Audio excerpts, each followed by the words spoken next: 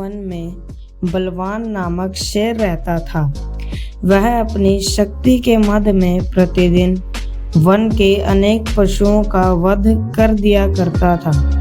कुछ को खाकर वह अपनी भूख शांत करता और कुछ को अपनी शक्ति दर्शाने और वन में दहशत फैलाने के लिए यूं ही मार डालता था।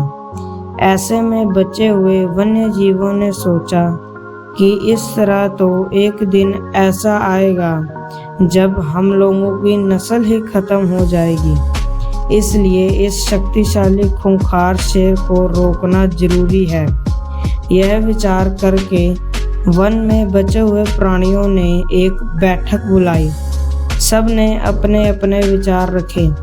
चालाक लोमड़ी ने अपनी राय प्रकट करते हुए कहा, मेरे विचार से हमें अपनी ओर से एक प्रतिनिधि भेजकर शेर के सामने यह प्रस्ताव रखना चाहिए कि भूख मिटाने के लिए उसे प्रतिदिन एक ही प्राणी की जरूरत होती है, तो इतने जीवों की हत्या करने से क्या लाभ है।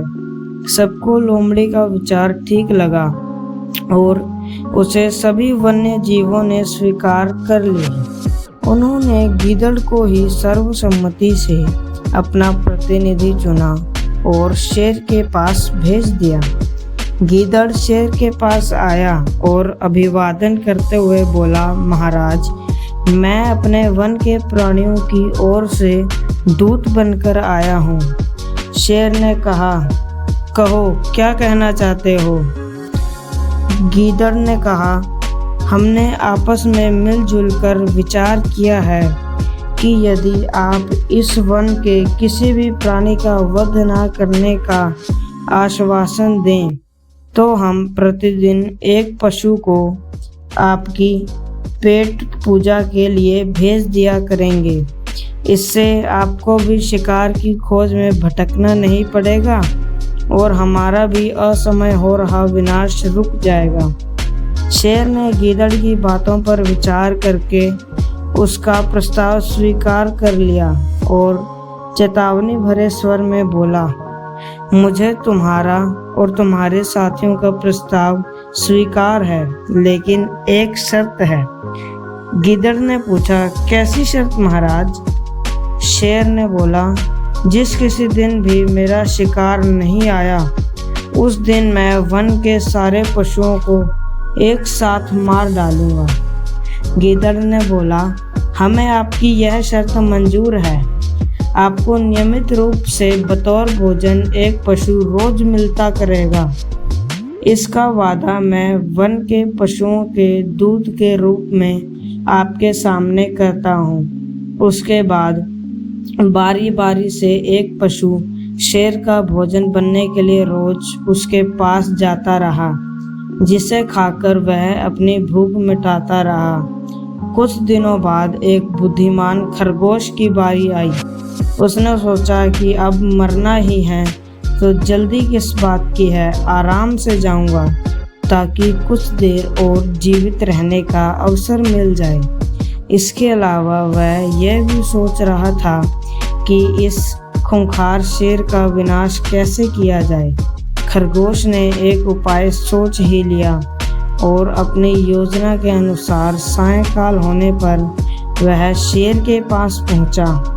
शेर खरगोश को देखकर आग बबूला होकर बोला, अरे दुष्ट, एक तो तू इतना छोटा है कि तुझे खाकर मेरी भूख मिटेगी ही नहीं, ऊपर से तू इतनी देर से आया है। कल प्रातःकाल होते ही मैं तेरे सारे जाति बंधुओं का विनाश करके तुझे सबक सिखाऊंगा। खरगोश बोला, महाराज, मैं तो प्रातःकाल होते ही अपने घर से चल पड़ा था और ठीक समय पर आपके पास पहुंच भी जाता, लेकिन रास्ते में मुझे दूसरे शेर ने घेर लिया। मैं किसी तरह उससे अपनी जान बचाकर आपके पास आया हूँ। दूसरा शेर? इस वन में मेरे अलावा और कोई शेर नहीं है। बलवान तुरंत भड़क उठा। खरगोश बोला, मैंने अपनी आंखों से देखा है महाराज। शेर, लगता है उस दुष्ट की मौत आ गई है जिसने मेरे रहते इस वन में आने की हिम्मत की है।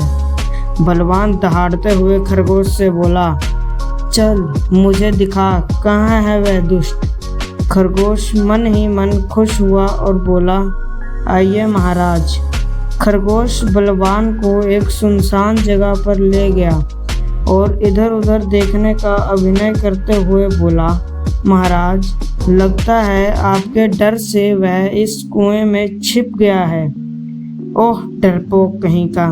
यह कहकर शेर ने कुएं में झांका तो पानी में उसे अपना ही चेहरा नजर आया। भूख और प्यास से व्याकुल बलवान ने समझा कि यह वही दुष्ट शेर है जो इस वन में मेरा राज छीनने आया है।